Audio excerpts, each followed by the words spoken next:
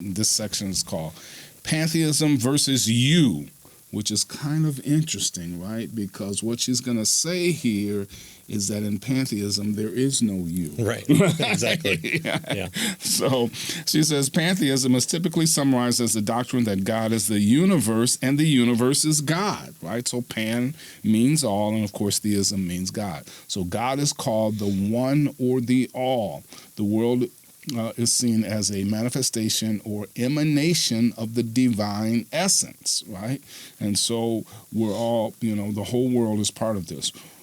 In pantheism, the divine is an underlying spiritual unity, the one. What slips through the problem here, at least part of the problem, she says, what slips through the sieve here is diversity. There is no diversity. Right. There is no difference. There is no individuality, right? She says, all the same. Yeah, just one. In Hinduism, your individual identity is actually called Maya, which means illusion, right? So our individual, you are an illusion. Sorry, Patrick.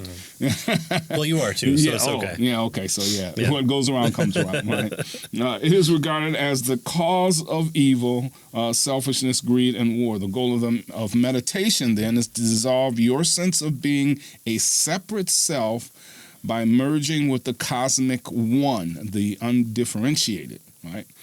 Like a drop of water dissipates into an ocean. Right. That's the kind of thing, right? In Buddhism, for instance, the word nirvana means literally to become extinguished, right?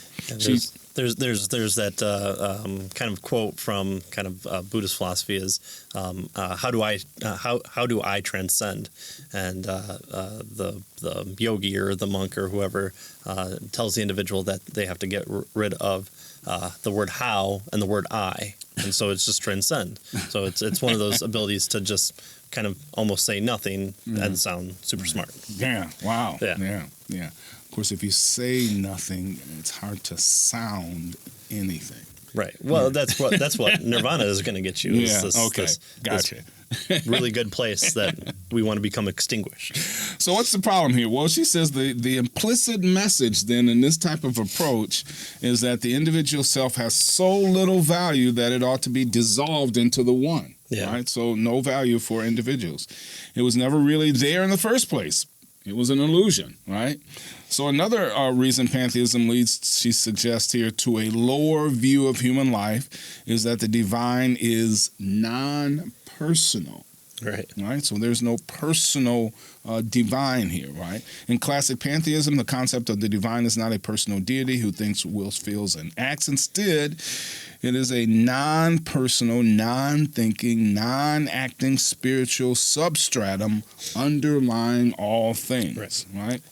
She quotes here a former Zen Buddhist who converted to Christianity, saying, explains that in pantheism, the divine is, quote, an unconscious and impersonal essence, which may be called God or nature or the absolute oneness, right, end quote. So as a result, surprisingly, she says pantheism is not all that different from materialism, right? It's kind of the flip side of the coin, she says. Materialism claims that everything consists of material stuff, and pantheism claims that everything consists of spiritual stuff, right? Both are non-personal. And so again, pantheism versus you, right? Yeah. So you're wanting to meld into this oneness, and so you step into like a river, and the river is rushing by, and all of a sudden your body starts to form into the river itself, and soon you become one with the river. And so where's the you? Well, it's no longer there. It's just the river. And so you have to be content with the fact that yourself is done away with, and you've done all the you've merged away all the evil and bad stuff and individualism and the wants and desires, and you've just become part of the river, and that's kind of your great mission in life.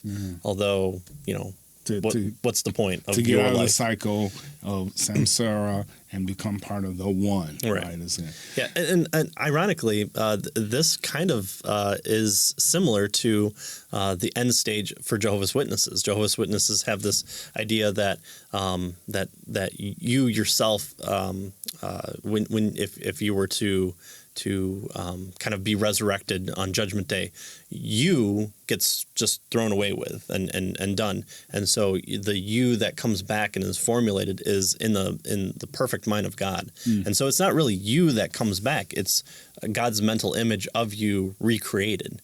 So what's the point of you wanting to reach the end goal if you aren't there at the end?